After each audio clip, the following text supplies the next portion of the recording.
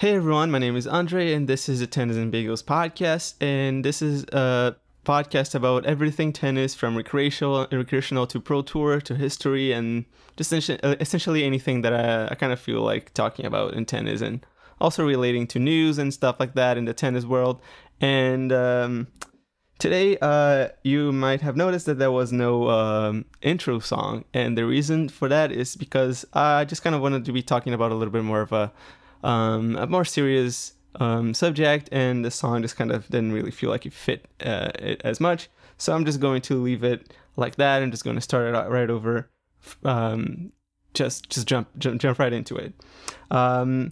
So in light of obviously the recent events that have been happening in the US, and that have brought up a lot of protests across Canada and North America in general, and also in the UK, and I believe in Brazil as well. There has been some protests and whatnot regarding racism and police brutality, and just kind of essentially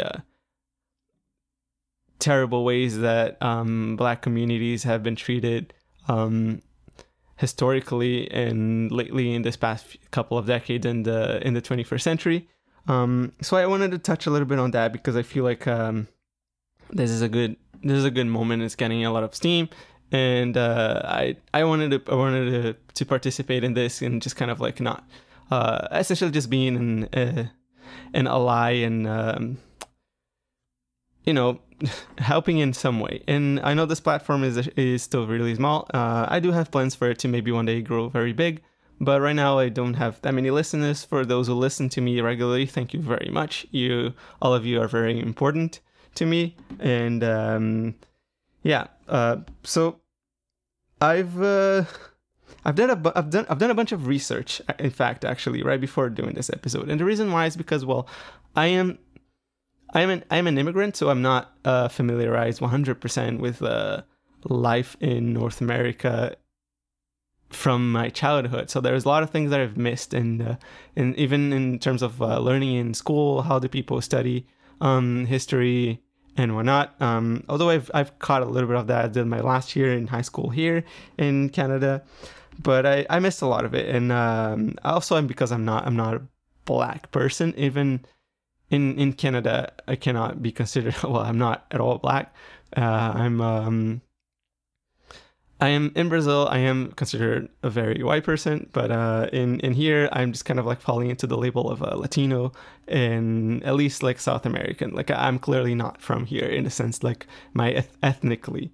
But the whole thing is, I'm still not a Black person. I still don't necessarily understand the whole magnitude of everything that they live, and how do they go about their daily lives with their daily struggles in racism. And some of them are small, but if you pile tons of small things together, they end up becoming really big. And that's kind of a little bit of what I'm going to be talking about today. Some of them are small problems, some of them are bigger, and it's going to be mostly about I'm going to still stick to the tennis subject, in the sense that I'm going to talk about tennis players who are African Americans. Well, they're not all African Americans, actually. They're Black. Let's just put it plain like that. They're Black players. Some of them are mixed race, but what I'm going to be focusing on is showing their contribution to the sport, showing how much they have brought to tennis from in the history of the sport, even not just lately, not just one single achievement and whatnot, and also resurfacing a lot of their struggles as Black players on tour, as Black players in the world of tennis, and starting from the middle of the last century, it's 1950s to 60s, all the way to today, and just kind of like listing a few important players, and yeah, that's it. And but before I do that, I wanted to, because I've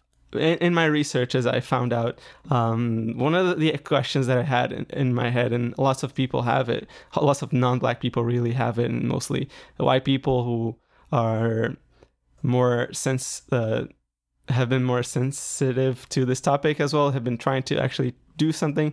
They have this question in mind. It is, how can I help? And the first person that we go to answer those questions for us is a Black person. And I'm not saying that this is wrong. It's always good to consider. In fact, you should consider the voices of Black people when talking about a subject that is very, very specific about them. But there's also tons of researches online that we should be looking to educate ourselves with, and it's not like it's very difficult to find most of these. And even online, you're going to find reviews, and you're going to find Black people even recommending stuff for you. And I think it's important, and as I've gone through asking and talking to people and reading the comments and whatnot, it came across one thing is that lots of Black people are kind of tired of having to explain this so many times.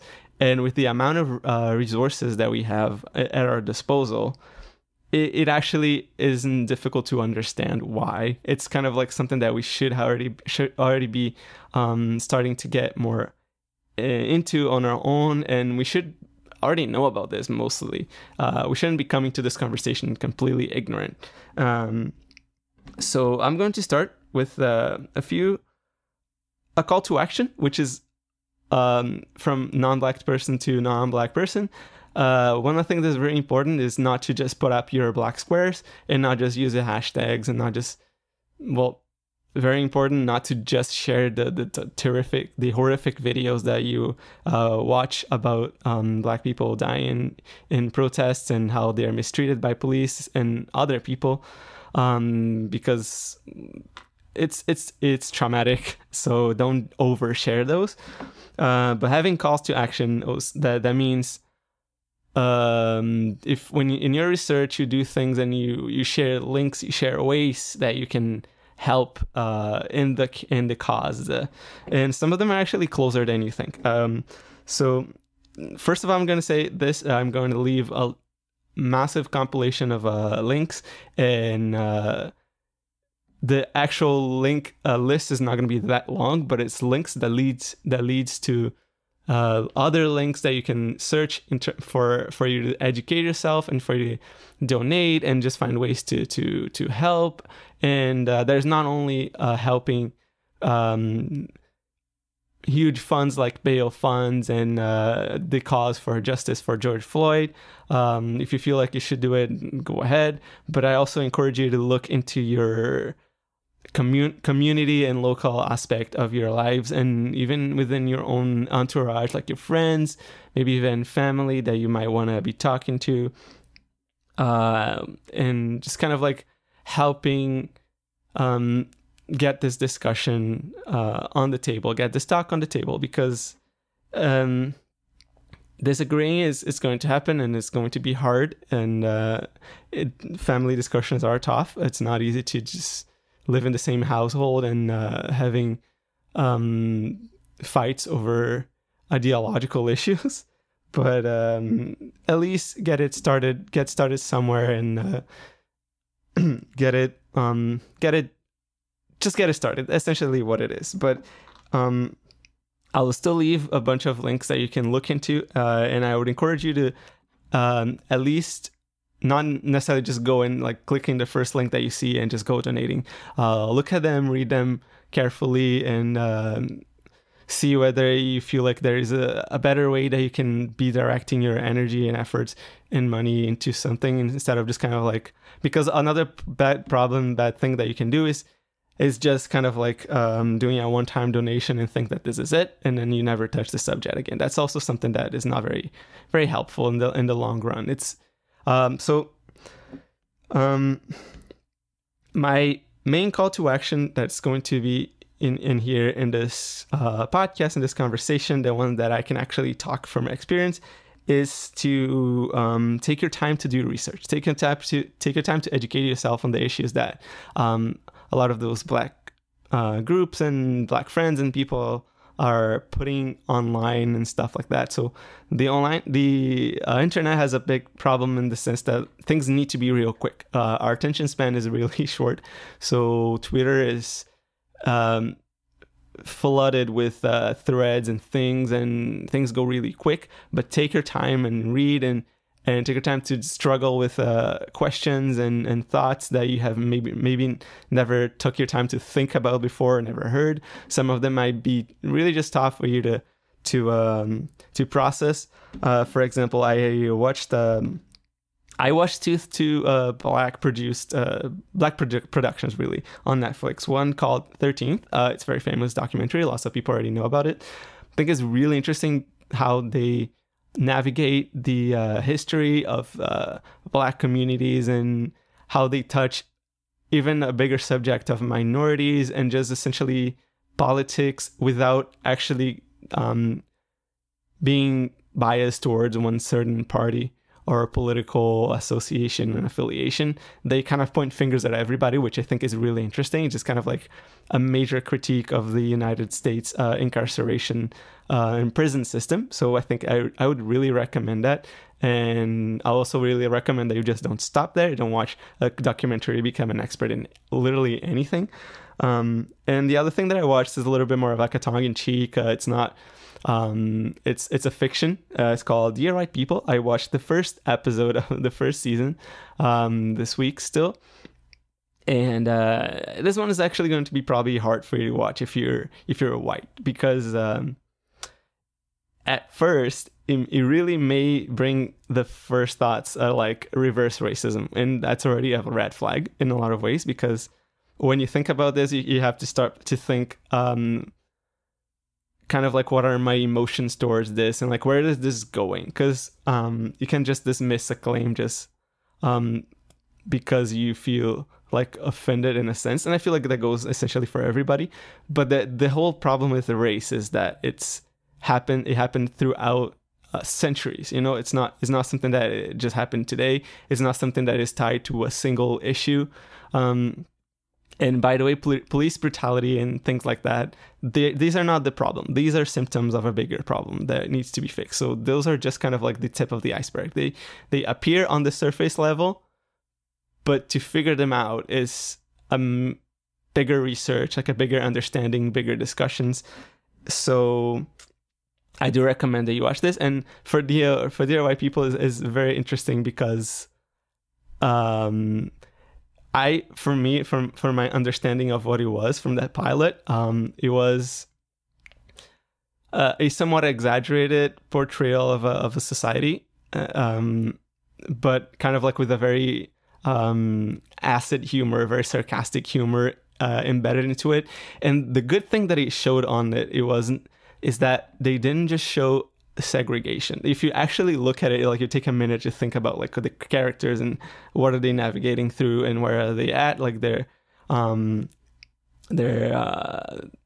environment, the settings of the setting of the series, is that they have a lot of depth into it, and they have connections with so many more other people other than just kind of like their Black association and the Black movements and their whatever Black identities.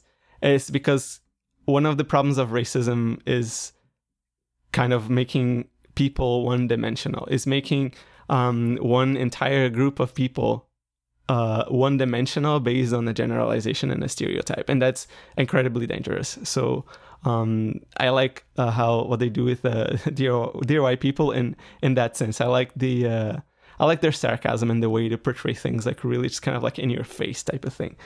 So all of these stuff, I'm going to leave a lot of links for you to educate yourself on the links on my Facebook page. And I don't necessarily know what I'm going to... I think I'm just going to leave it on my link in bio on my Instagram page for going maybe to my Facebook page where you can see those links. I'll figure it out. But the link is going to be in bio for Instagram. I just don't know exactly where it's going to direct it towards.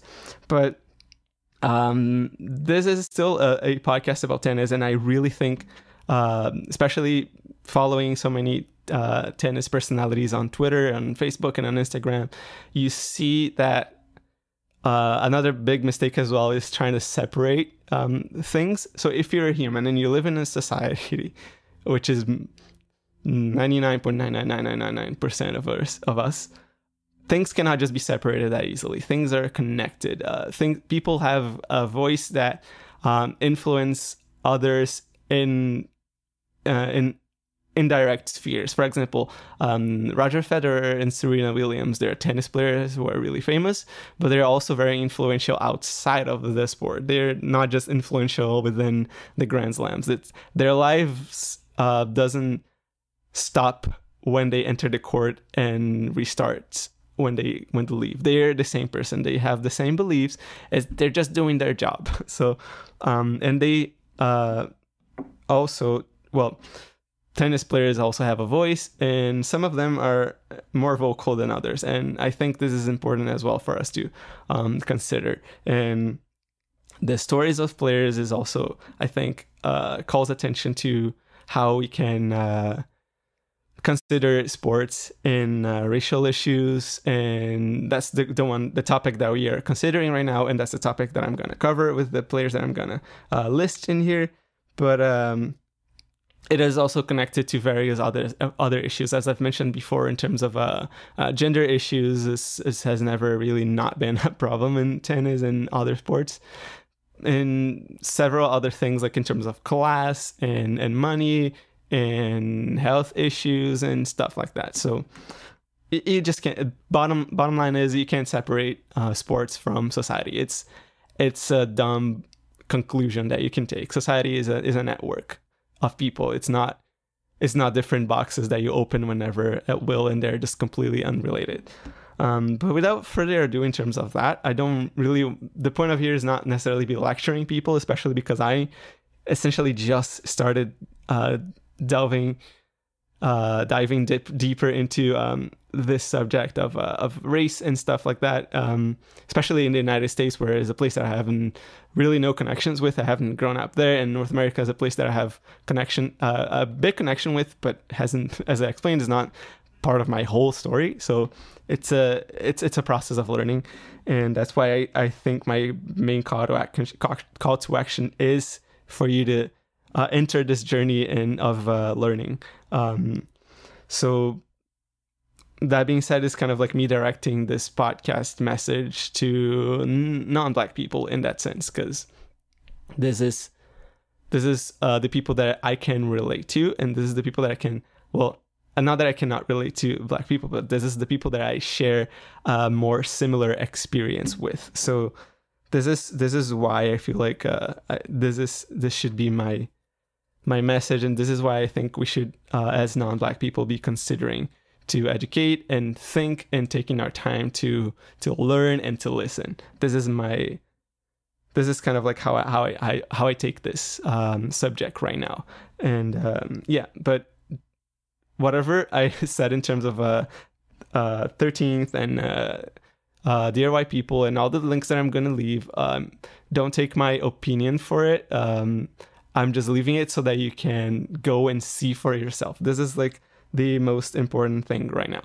So it's that you see for yourself, and that you learn for yourself, and that you try to listen to Black voices about this subject, because they are in the epicenter of this whole thing, obviously. So now I'm going to move into the tennis section of this podcast, and I'm going to be listing a few players, as I've mentioned before, who were very influential and who are very influential to tennis and to sports even, because tennis is a massive sport. It's not a small sport. It moves a lot of money, and just to give you an idea, and I think if lots of people might have seen it, the highest paid athlete in the world right now is Roger Federer. He's above LeBron James, is above, well, Tiger Woods is not necessarily the big thing anymore, but he's the highest paid athlete in the world. He's a tennis player, so that's just to give you an idea. And Naomi Osaka is the highest paid female athlete in the world right now. She's a 22-year-old girl from I'm gonna be talking about her a little bit later, but he's black. He's black. She's black. So yeah, tennis has a lot of influence. And that's kind of like setting a little bit of the tone for how we observe the things that I'm going to be mentioning in this episode of my podcast.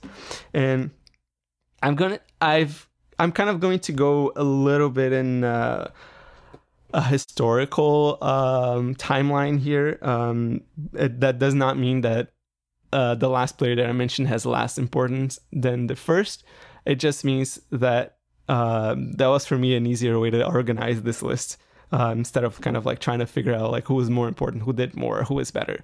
Otherwise, Serena Williams would be the first in this list probably, but she isn't. So from a historic perspective, I'm going to start with Althea Gibson, a player whom I've already mentioned here in my podcast in the I want to say the second episode of my Wimbledon history, the second part of my Wimbledon history episode type of thing. I don't know. Anyway, it's the Wimbledon part 2, the episode. You can check it out if you want later, but not necessarily trying to promote myself here. Just kind of want to get into it. And by the way, this is a topic that it's not very easy for me either to be doing, because I guess the biggest fear is that you would be detrimental to the causes instead of helping. And I really hope that this is not the case. And I encourage that if you do see or if you do hear something or see a link that you feel like is really not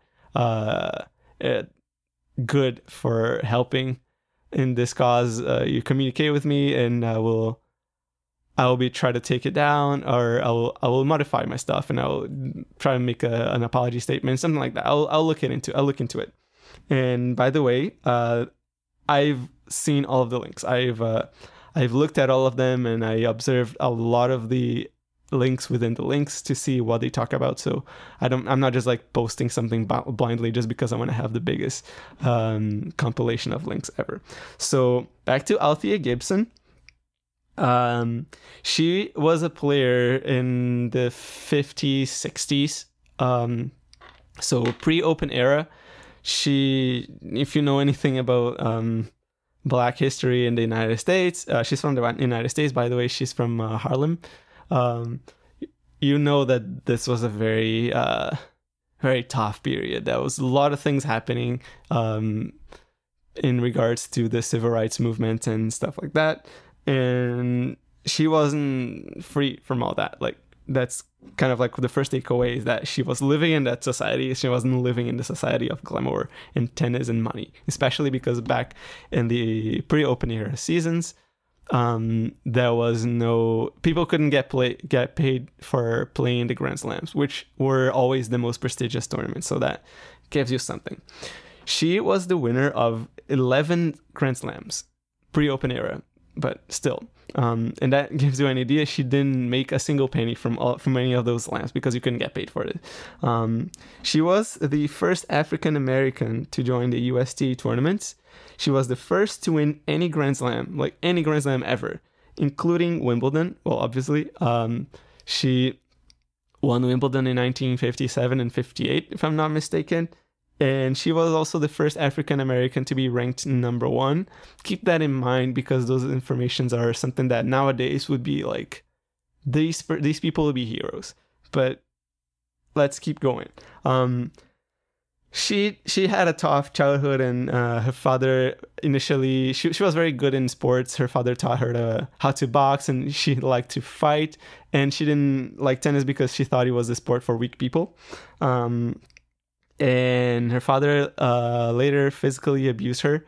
All this information that I'm taking from her, I got from from Wikipedia and from an article in the New York Times called Althea Gibson, tennis star ahead of her time, gets her due at last. She got a statue in the U.S. Open. And in 1950, that was one of her biggest breakthroughs in her career. And as they listed in the New York Times article that I've mentioned, Fans were shouting from the stands. She was in the final against Louise Bro, Bro, I don't know. And she was a very prominent player in that time. She was a white Californian girl who won tons of doubles tournaments and singles tournaments as well. So fans were shouting from the stands during that match, that final, for Althea's opponent too. The white girl, Louise, beat the N-word. That's how they describe it. I'm not gonna say it. You know what I'm talking about. Bertram Baker, a New York assemblyman, would recall later. During the US Open final. Yeah, so sorry, I kind of like made a bad reading here. So essentially, she was being called racial slurs. People didn't want her to win. People didn't even want her to start playing in that tournament in the first place. But she made it to the final and she almost won. However, there was a big storm and play had to be stopped. That's in the US Open, by the way. And the next day, they picked up the match and Louise beat Althea in 11 minutes after that. But yeah, that's the problem that she had to face at that time. She was the first black champion in Wimbledon in history in 1957, and she took the trophy. She accepted it from Queen Elizabeth II or II, I don't know. Ticker tape parade up to Broadway in New York feathered her return. Gibson appeared in the covers of Sports Illustrated and The Time that year, the first black woman to do so. That is something that I kind of... Just keep in mind that she was hated before. They were crying her...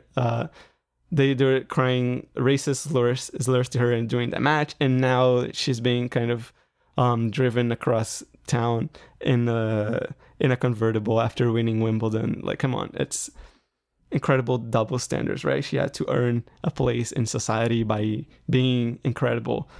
And then she wrote in her autobiography, "Shaking hands with the Queen of England.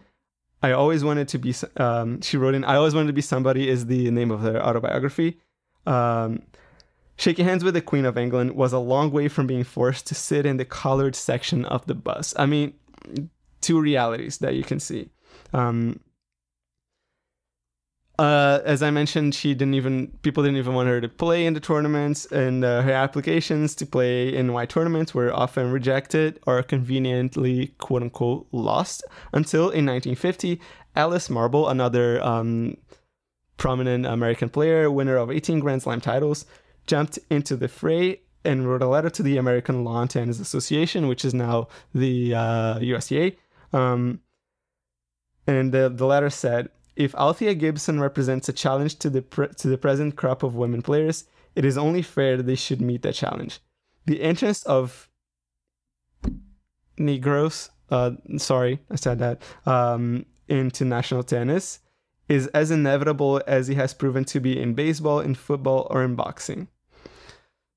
Take the letter as you will. I'm not entirely sure the reason for the letter to be written was that she wanted Althea Gibson to have a place, is that she wanted to... I can kind of like see that she kind of like had this feeling just, we can beat her type of thing. She's not a challenge. But that's kind of like just how it seems. I may be wrong. I don't want to jump into conclusions, but you make your own through that. And then she says, Althea Gibson says, "When I came on the scene, the other players wanted to speak." Oh, no, I'm sorry. This one is, I just wrote a lot of notes and I didn't have that much time to like properly organize too many of them. So I'm sorry for that. And I'm kind of nervous right now too. So that goes. Althea Gibson had a partner in doubles with whom she played a lot of doubles matches and won a lot of Grand Slams, and her name was Buxton. I forget her name. I'm gonna go search for it right now. Just a second. Okay, so her name was Angela Buxton, and she was a Jewish player from the UK, and she was essentially the only person with whom Althea Gibson developed a relationship in her tennis career, and that's what Buxton says in the article. That was a quote that they took and put in the article. "When I came on the scene, the other players wouldn't speak to Althea, much less play with her, quite simply because she was black. Buxton, 85, recalled recently. She was completely isolated. I was too, because of being Jewish. So it was a good thing we found one another. And it was good because they developed a relationship, and they won a lot of tournaments. So that's a lot of... and Althea Gibson, one of the things that is most... I guess outrageous about her, something that is like the most distasteful about things that people did with her, is that up until maybe last year, I think, she didn't have literally anything on her in terms of in any tennis tournament to honor her career. Even though she was the first to do so many things, she had to fight through racism, had to fight even through sexism at that time as well, to be something in life. At some point in her life, she had no money because, as I mentioned, she couldn't make any money from playing amateur tennis and all of the 11 Grand Slam singles titles that she won, and the plethora of doubles titles that she won. She didn't make a single penny out of them. So at some point she was really sick, and she called Buxton to... essentially, as Buxton describes, to say goodbye.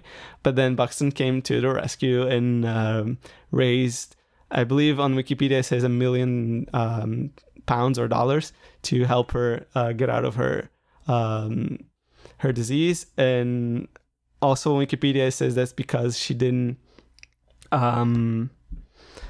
the associations didn't want to help her. And I mean, that's something that is really sad. Like the fact that...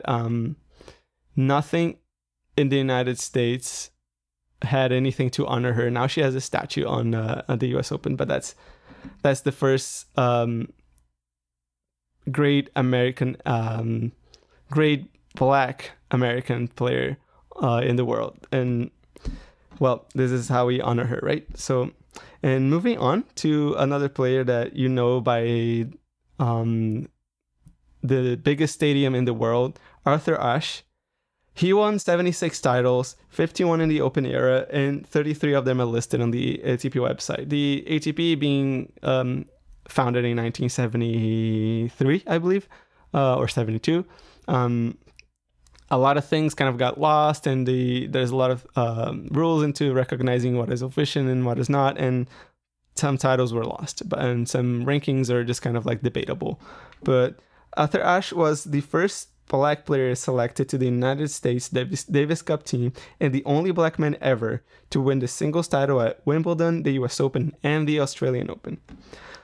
On June 20th in 1993, Ashe was posthumously awarded the Presidential Medal of Freedom by the United States President Bill Clinton. Bill Clinton is a name that you're going to see being spoken a lot in the 13th documentary, so keep that in mind. And when you watch it, that Bill Clinton gave him a posthumous medal to a Black man. But if you see the documentary, you know why this is a very interesting connection. In 1960, Ashe was precluded from competing against Caucasian youth in segregated Richmond during the school year and unable to use the city's indoor courts that were closed to Black players. And keep adding all those information up in the sense that, like, when you just Black, you don't have access to nothing, you have nothing. If you've achieved things, everybody loves you and praises you and gives you a name in the biggest stadium in the world. Ashe attended Maggie L. Walker High School, where he continued to practice tennis. Ron Charity brought him to the attention of Robert Walter Johnson, a physician and the coach of Althea Gibson, there she is again, who founded the Junior Development Program of the American Tennis Association, which is a Black tennis organization. Arthur Ashe also had a degree in business administration, so he's a multi-dimensional human being, as we can see. Like he's not just a big sportsman person. And in 1988, Ashe published a 3-volume book titled "A Hard Road to Glory: A History of the African American Athlete." After working with a team of researchers for nearly 6 years, and Ashe stated that the book was more important than any tennis title. I'm interested in this book. I'm probably going to look up and read it. And sadly, as I mentioned, he received a posthumous award. And that's because I don't exactly know when, maybe in 1990, he died from heart complications, and he had severe health problems. And that actually cut short his career a little bit. And yeah. Oh, actually, one of the complications is actually HIV because of many surgeries that he had faced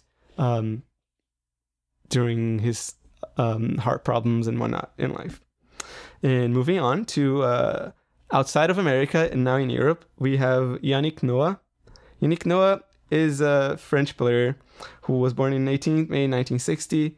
He's a former professional tennis player and singer from France, which I didn't know. There you go, more multidimensionality to Black people.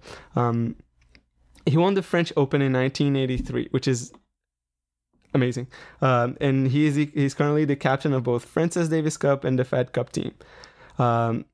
During his career, which spanned almost 2 decades, Noah captured a total of 23 singles titles and 16 titles, reaching a career-high singles ranking of world number 3 in July 1986 and attaining the world number 1 doubles ranking in the following month.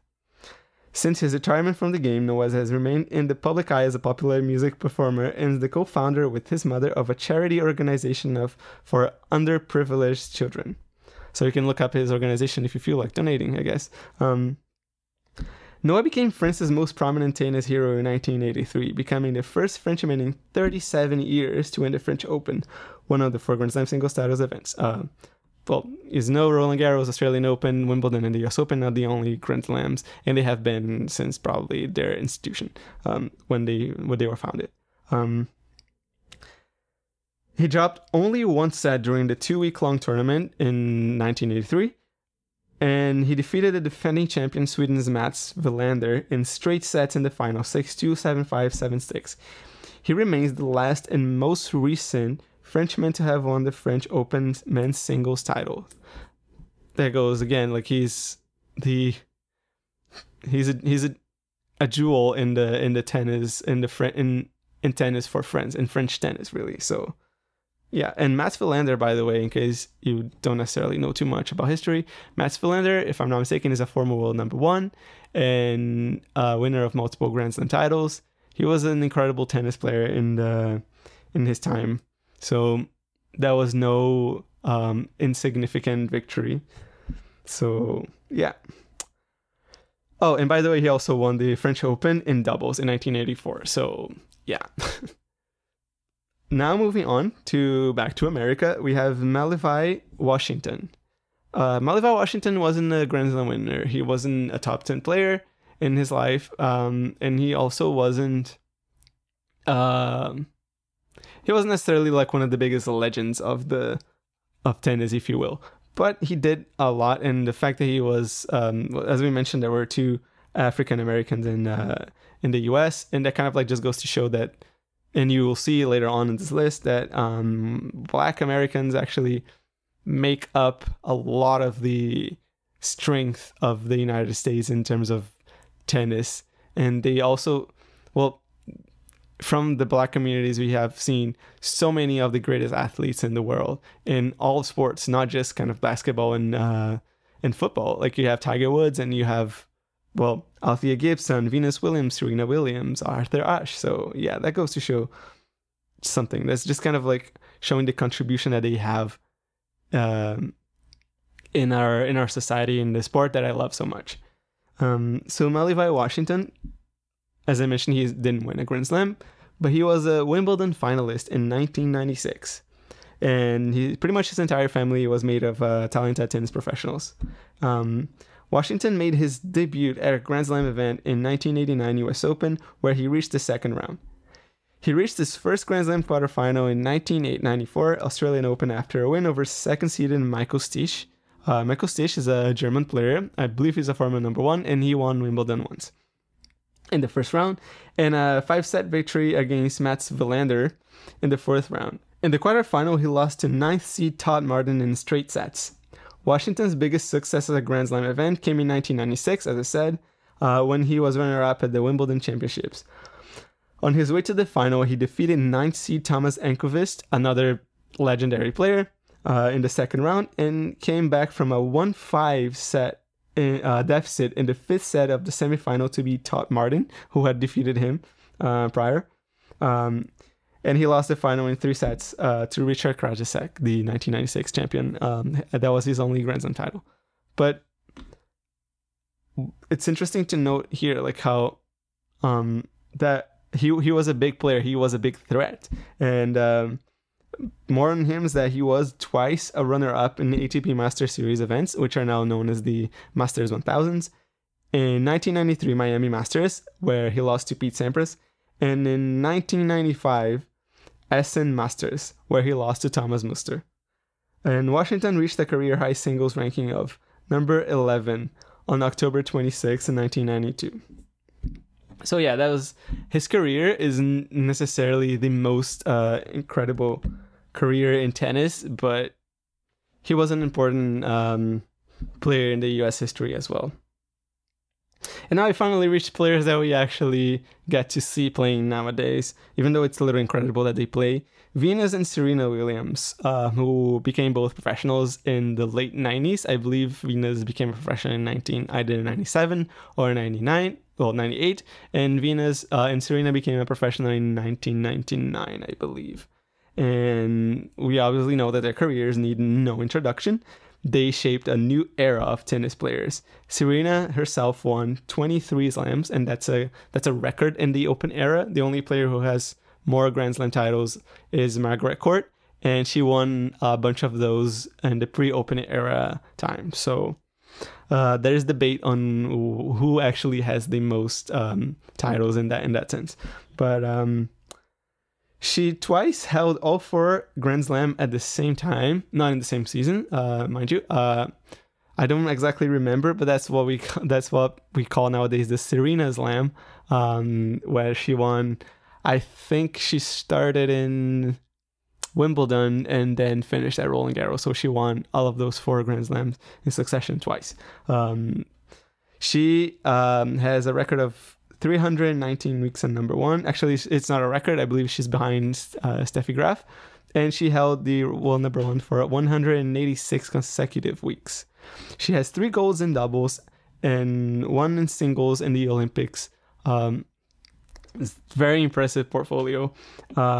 She was also the world number 1 in doubles, and she also has a career Grand Slam in doubles, and she won all of them with Venus Williams to tally Serena's total to 39, and that she's also behind a bunch of other players, but that's not very common to see, especially in the men's tour. A player that is just as good in doubles as he is in singles. Venus Williams is a winner of 7 Grand Slam titles. She won 2 US Opens and 5 Wimbledons, I believe, or 3 US Open and 4 Wimbledons, and one of those Wimbledon titles was against Serena Williams, her sister. And I've had the privilege of watching them here in Montreal once, and I don't remember actually the date that this happened, but it was one of the most intense matches I've ever watched. They hit the ball so incredibly hard, and the match went to a 3rd set tiebreaker. Fantastic. You can never ask for more tennis than that. And they're also not they were also not free from controversies in terms of racial problems in the US, as in 2001 in Indian Wells, after Venus had to retire 4 minutes before the match, which sucks, but nothing justifies what comes next. People were screaming to Serena from the stands in the next match, not the one that she was supposed to be played against Venus, but I believe it was the final match. People were screaming racial slurs to her. She could hear some of them saying the N-word to her and to her family as well, to her dad and to Venus, who were in the player box, which is in the stands right next to the court. And this is what Serena had to say about this. What got me the most of all was that it wasn't just a scattered bunch of boos. It wasn't coming from just one section. It was like the whole crowd got together and decided to boo all at once. The ugliness was just raining down on me hard. I didn't know what to do. Nothing like this had ever happened to me. What was most surprising about this uproar was the fact that tennis fans are typically a well-mannered bunch. They're respectful, they sit still, and in Palm Springs especially, they tended to be pretty well heeled too. But I looked up and all I could see was a sea of rich people, mostly older, mostly white, standing and booing lustily, like some kind of genteel lynch mob. I don't mean to use such inflammatory language to describe the scene, but that's really how it seemed from where I was down on the court. Like these people were going to come looking for me after the match. There was no mistaking that all of this was meant for me. I heard the N-word, a couple times, and I knew. I couldn't believe it. That's just not something that you hear in polite society on that stadium court. Just before the start of play, my dad and Venus started walking down the aisle to the player's box by the side of the court, and everybody turned and started to point and boo at them. It was mostly just a chorus of boos, but I could still hear shouts of N-word here and there. I even heard one angry voice telling us to go back to Compton. Like, what the heck? It was unbelievable. We refused to return to Indian Wells. Even now, after all these years, we continue to boycott the event. It's become a mandatory tournament on tour, meaning that the WTA can fine a player if she doesn't attend. But I don't care if they fine me $1 million, I will not play there again. I believe this was in maybe 2013 or 12.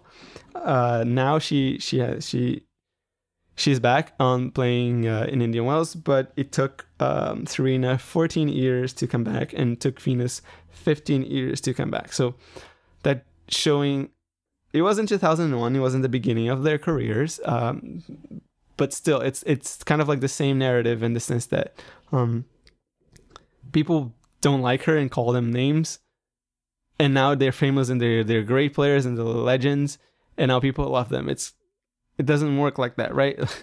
So yeah, another player that suffered and that one's actually really, really close to the current events, is James Blake, former world number one and American number one, former American world number one. He was a quarterfinalist in the US Open, winner of 10 ATP titles.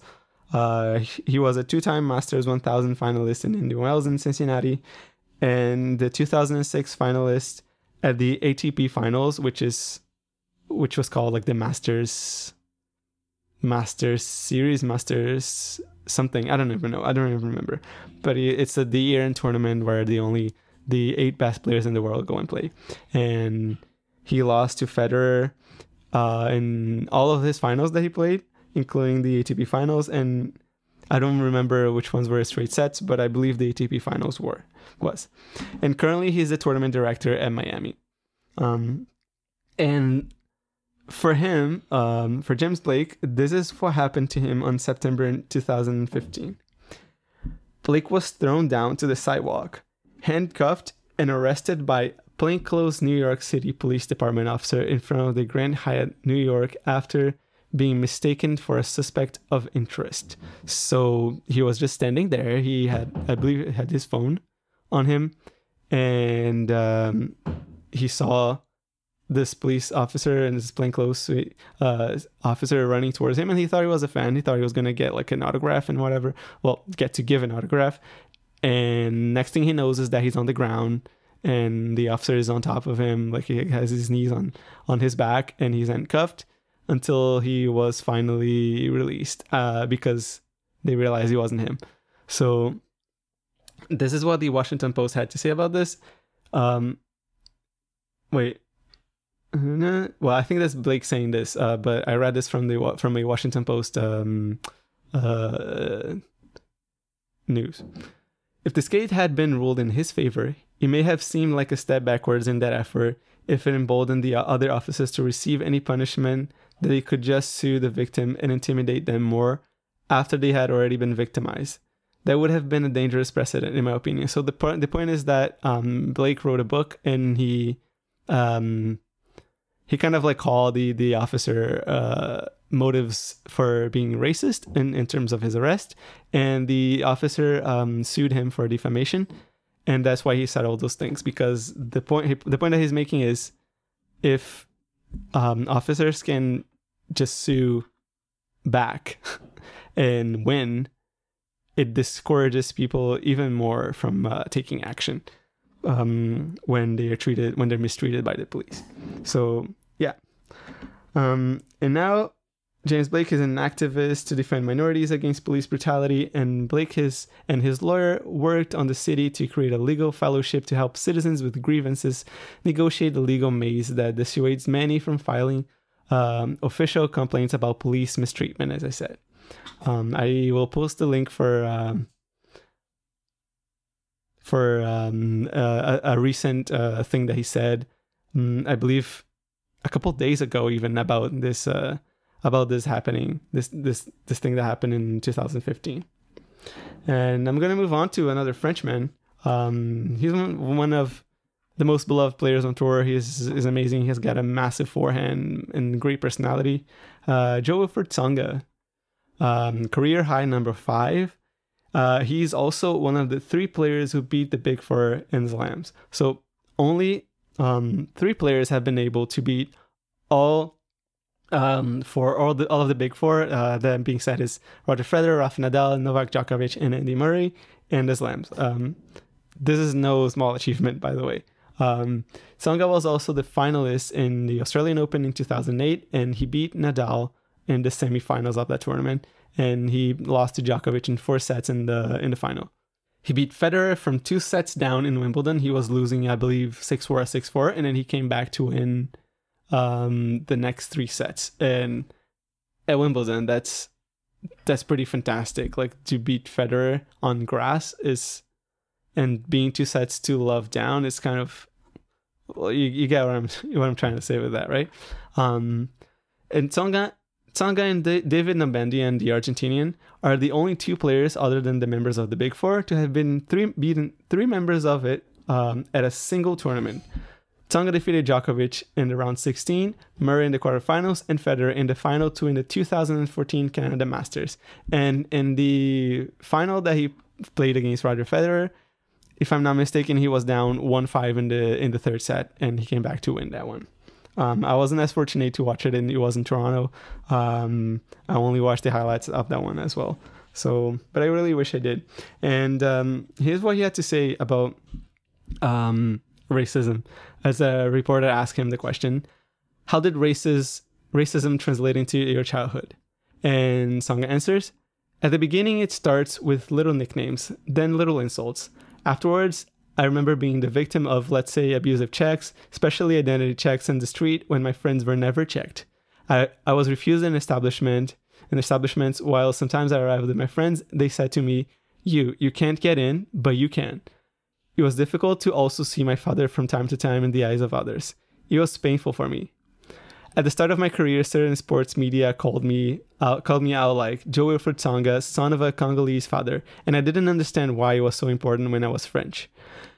We already had Yannick Noah, the Franco-Cameroonian, but strangely we never had Piolín, the Franco-Romanian. You don't have to be a genius to know where the error is. There are things that left an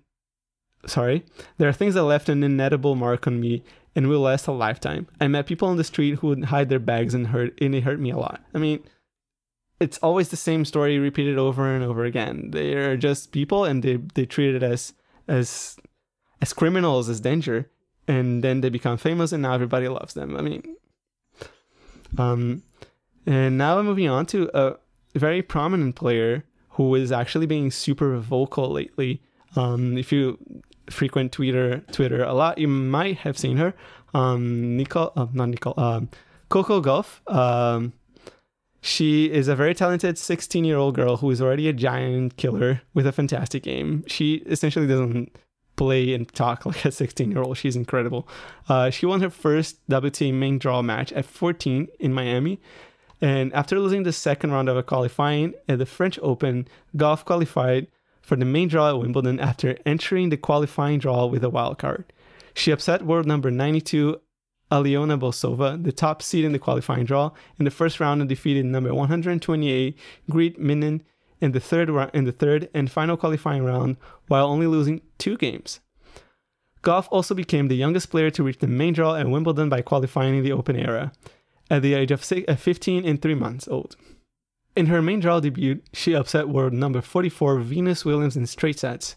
She continued her run into the first round with victories of Magdalena Rybarikova and number 60 Poland Hercog, and needed to save 2 match points against Hercog in particular.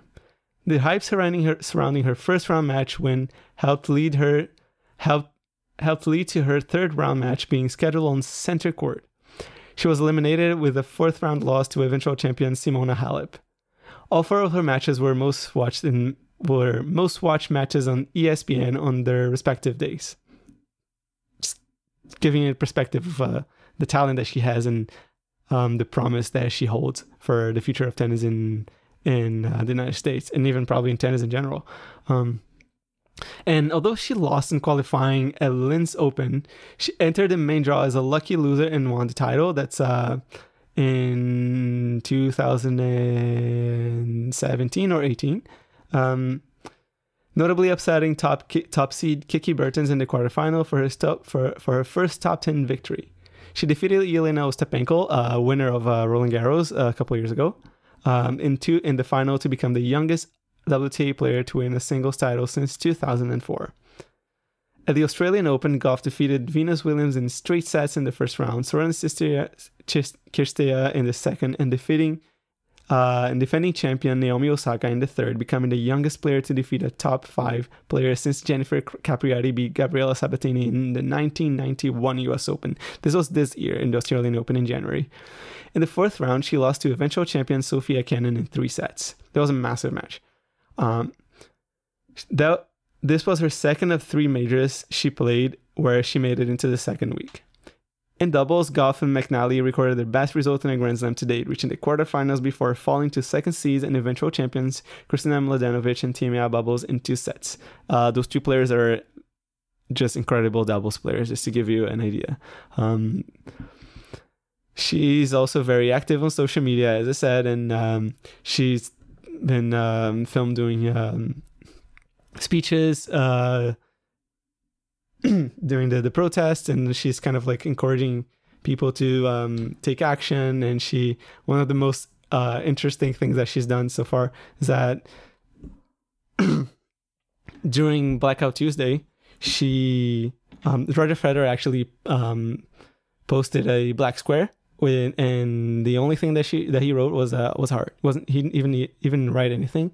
She just posted a heart emoji, and right under the most liked reply, I believe, it was by her, and she posted the Black Lives Matter card with a lot of the links for people to help and to educate themselves and to donate and stuff like that. So it was interesting because Ben Rothenberg retweeted that and said, way to make Roger Federer's tweet useful. And I thought it was kind of like, well, that's pretty true.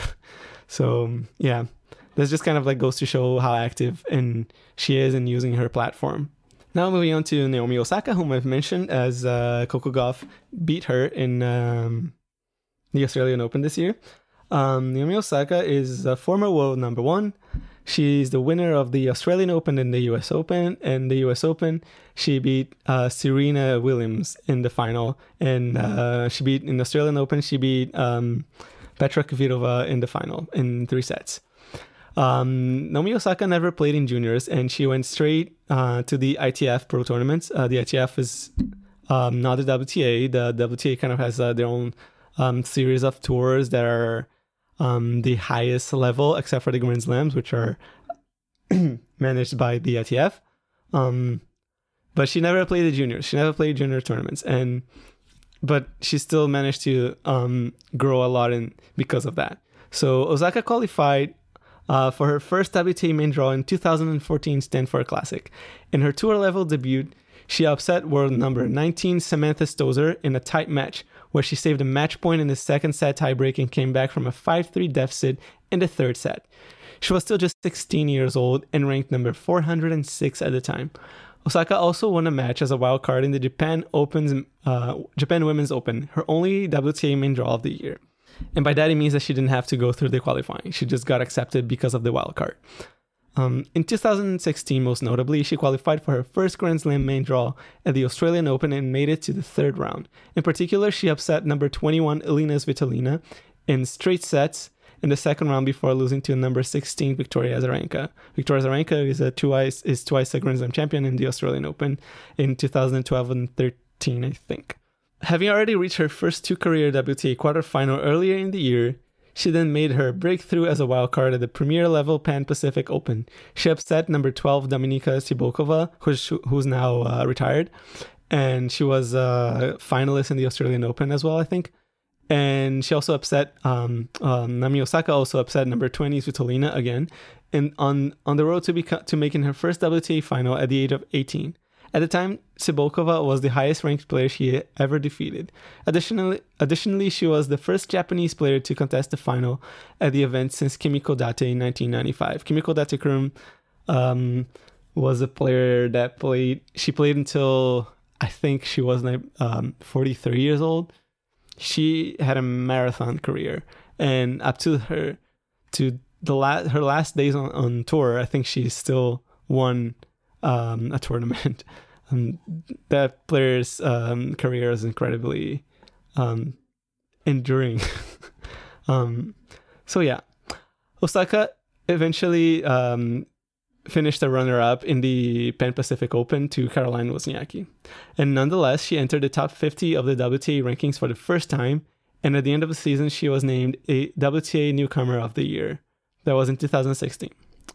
She, as I said, she's a Japanese player, and she is the daughter of a Haitian father and Japanese mother, which makes obviously her mixed race, but honestly at this point, who isn't? She lives in the US. She lived in the US for the longest. She mostly had racial issues with her own family in Japan, because Japan is a little bit of a different circumstances in terms of racism. But nowadays, she, as I said, she's the highest paid female athlete in the world, and most of her payings come from Japanese sponsorships.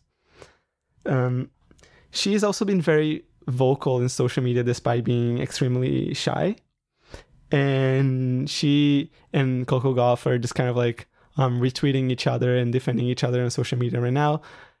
And Naomi Osaka is kind of calling out players who are kind of choosing to remain silent during this time, which is really interesting to see, and is a really big step for her, and essentially for to set an example for, I guess, athletes to take more action and be less silent, and not just kind of like post their black squares on Twitter and on Instagram.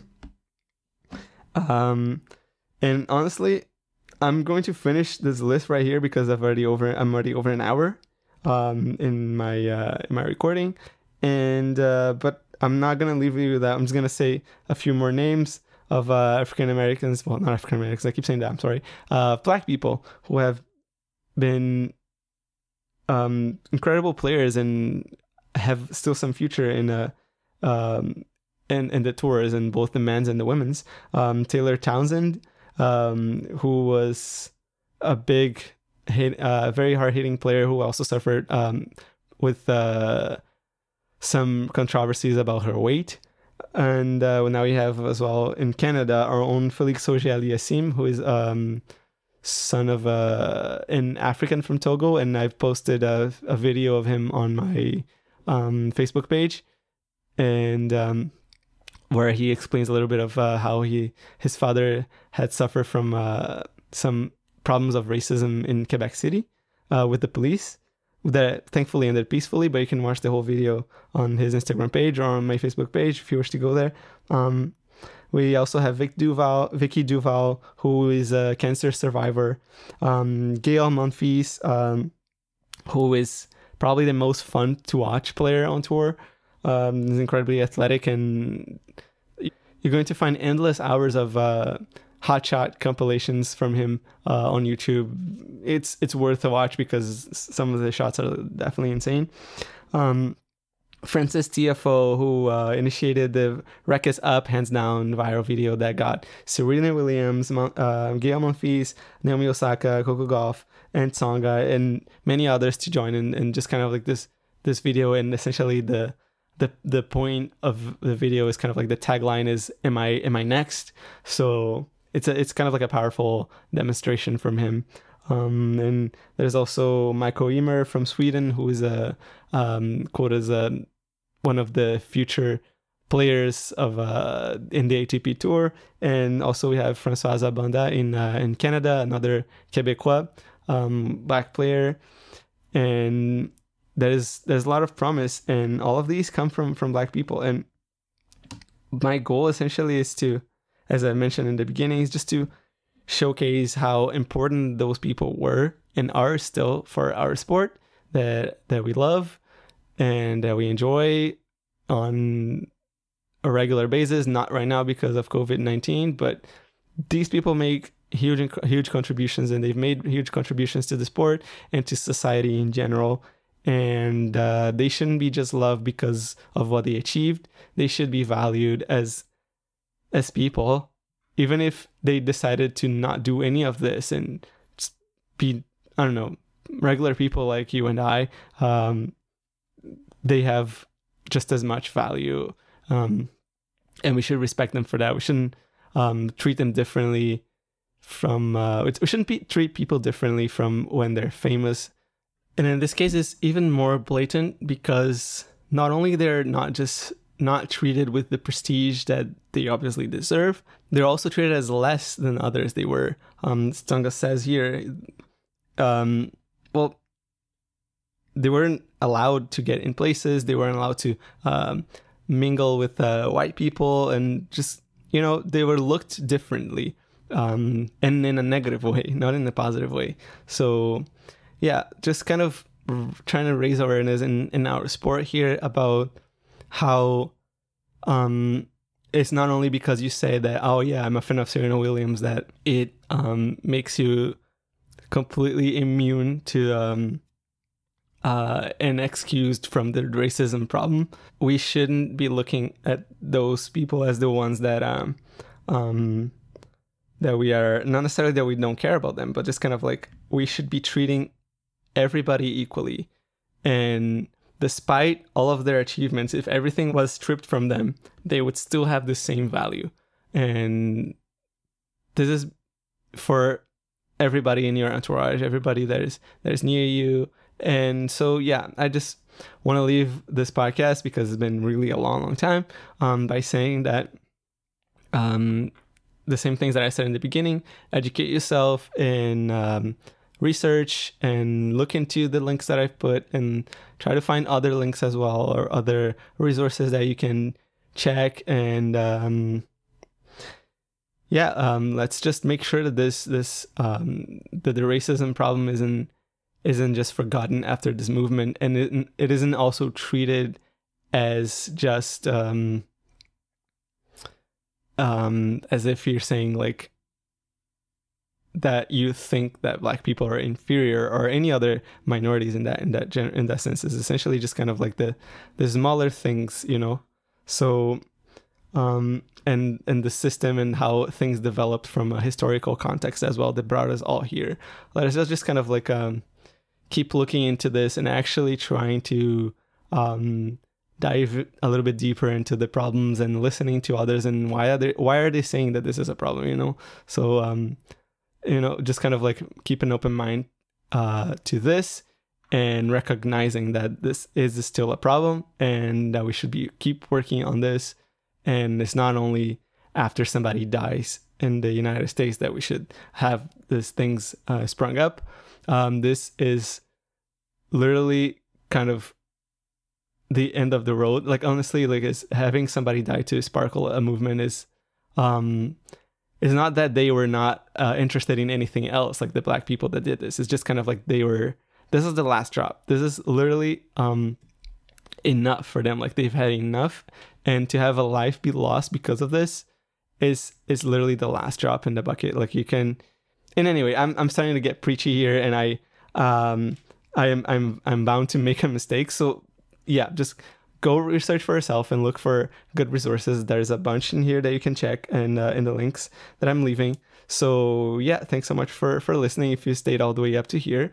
And even if you didn't, if you just check the links, well, if you didn't, you're not listening to this. But yeah, anyway, thanks so much for this. And even if you did stay here, please do still check the links, because in this episode, the most important one is to actually check these and educate yourself. It's not the listening of my podcast that matters today. So yeah, once again, thanks so much. This was Andre, and the Tennis and Bagels podcast will continue next week. Bye bye.